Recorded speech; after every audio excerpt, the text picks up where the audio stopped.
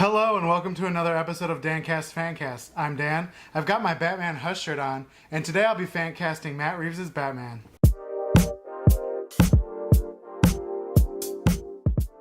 Before I begin casting, at the end of this video, I'll be revealing last week's giveaway winner, as well as revealing this week's giveaway. Each week I do a themed giveaway, so remember to subscribe and comment for your chance to win. US addresses only, please.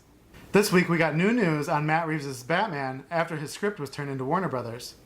On this week's episode, I wanted to speculate my fan cast for the upcoming film, as well as discuss potential characters. After the script was submitted to Warner, a curious chain of events occurred. DC Film President Walter Hamada and Warner Chairman Toby Emmerich were spotted making a personal visit to Ben Affleck's home. And here we see Affleck picking up what looks to be like a script from Warner Brothers, which may or may not be the Batman or Batman related. Now, the next picture was taken after Affleck completed 40 days in rehab, where he looks to be in Batman ready-to-shoot shape, comparable to how he looked like in Batman vs. Superman. Ben released a personal note on Instagram thanking those that have supported his recovery, noting that he'll continue to struggle with alcoholism.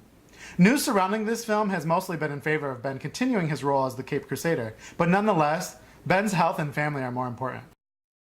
A year one Batman had been rumored, but that was debunked by Reeves. We're still unclear if he'll indeed go with a younger version of Batman, someone in his mid-20s to early 30s. Actor Chris Wood resembles the physique, stature, and resemblance of a younger Bruce Wayne. You may have seen him in the CW Supergirl series as Mon-El. However, while Woods looks like a young Bruce Wayne, Falling Skies actor Drew Roy shares a resemblance to a young Ben Affleck, and both actors are within the range to play the character.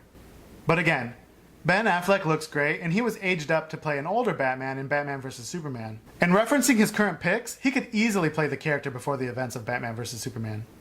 Writer and director Matt Reeves did chime in to officially state that his version of the character will be that of a detective with a noir vibe from the main character's point of view. Matt Reeves went on to add that his Batman will be very driven by identity. Is he the Batman or is he Bruce Wayne? The theme being inspired by Dr. Jekyll and Mr. Hyde. So think Alfred Hitchcock meets Sin City. Other casting rumors have included Kit Harington from the Game of Thrones and Oscar Isaacs from the Disney Star Wars franchise. We've seen Isaacs in Zack Snyder's Sucker Punch, and with duality being a major motivator and element of the film, Isaacs should play the character Harvey Dent Two-Face. Could Bruce find redeeming qualities in his close friend and help him find redemption, or would the Batman have to bring him to justice? Isaacs reminds me of all four of the animated versions of the character combined.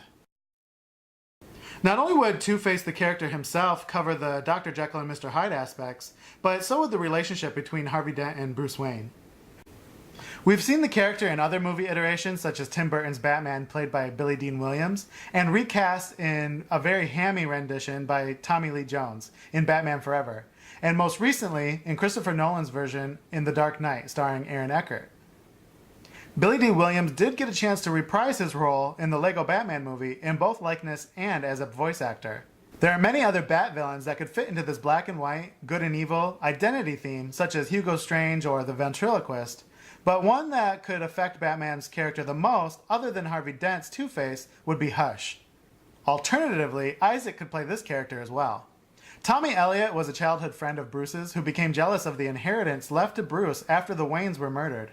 His bandages are a result of a surprise twist that the villain reveals himself to look like and impersonate Bruce Wayne. Actor Joe Manganiello was reportedly part of the original script by Ben Affleck, which according to storyboard artist Jay Oliva, was the best Batman script he's ever read. And hopefully we'll get to see Manganiello reprise his role, considering it was only for a brief appearance. Speaking of brief appearances, Jared Leto's Joker has not had the chance to interact with Affleck's Batman, and we only got to see moments of J.K. Simmons as Commissioner Gordon. We do know that a Birds of Prey movie is in development, and Rosie Perez was recently cast as officer turned detective Renee Montoya. If we don't see Affleck return in the role, Commissioner Gordon and Montoya would be two characters that could bridge the DCEU movies together for continuity's sake.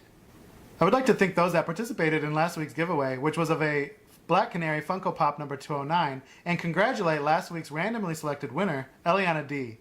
Email me at dancastfancast@yahoo.com and send me your shipping address. Matching this week's theme of duality, this week's giveaway is of a 1922 imitation prop Liberty coin like that of Harvey Dent Two-Faces.